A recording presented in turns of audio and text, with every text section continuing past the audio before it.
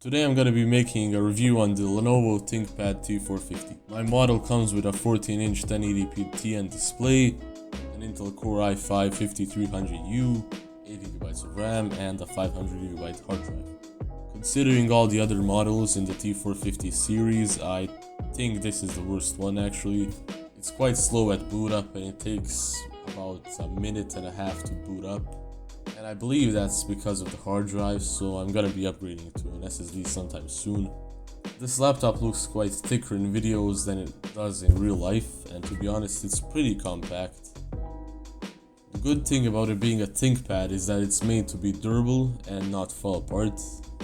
The keyboard is actually splash proof, so if you pour some water on it, it will just go out of the laptop.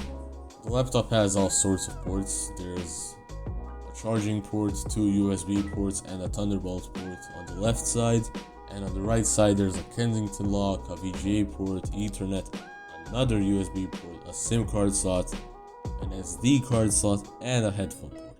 All in all, it's very well equipped, and the only thing I don't like about the ports is that they didn't include an HDMI port. The charger is pretty small and doesn't get in the way too much. For the battery, the one included with my version lasts me about 4 hours, which isn't great, but at least it's a swappable battery. I heard that you can get some bigger ones that will stick out of the laptop, but it makes the battery last about 9 hours. So if you really want a good battery, that's probably what you're gonna have to get. From what I've seen, the normal ones to replace them is 25 euros, which is pretty alright.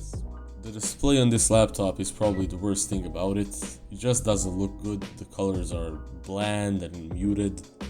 There's no vibrance to them. And the panel being TN makes it look bad from an angle. It just looks bad looking at it from an angle. It's like looking at shadows on the screen. It's just bad. The keyboard is a great part about this laptop. I love using it to type Word documents or just type anything in general. It just feels good to use it. In the other models the keyboard lights up, but unfortunately mine doesn't, which makes it tricky to type in the dark. So if you can, definitely get a model with a light up keyboard, because then you won't have to turn on the lights to type in the dark, and it just makes life easier. The laptop performs well when it's actually booted up. The hard drive in my laptop makes it more annoying than it should be. So just get an SSD model if you can, it will make your life easier. This is in no way a gaming laptop, and if you want a gaming laptop in this price range, then you're out of luck, you know. If you want to play games on GeForce Now, then sure, it's gonna work. But as the laptop itself, unless you're playing really low-end games like Minecraft or maybe Counter-Strike 1.6, then it's fine. But for anything else, you're gonna have to use GeForce Now. If you're a student, I'd recommend getting this laptop. I've been using it since March, since online school started, and it's been great. I can type Word documents, I can search the internet for information, everything works speedy, it's fast, it's all in all very good, unless you're using it for some demanding tasks. The webcam included is good enough for Zoom calls. It's like, don't expect to make YouTube videos or something with it, because I'm not sure, but it might be even 480p.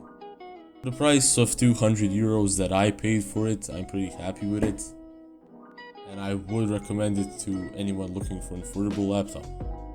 Anyway, that's the video. If you like it, like the video and subscribe to the channel for future videos.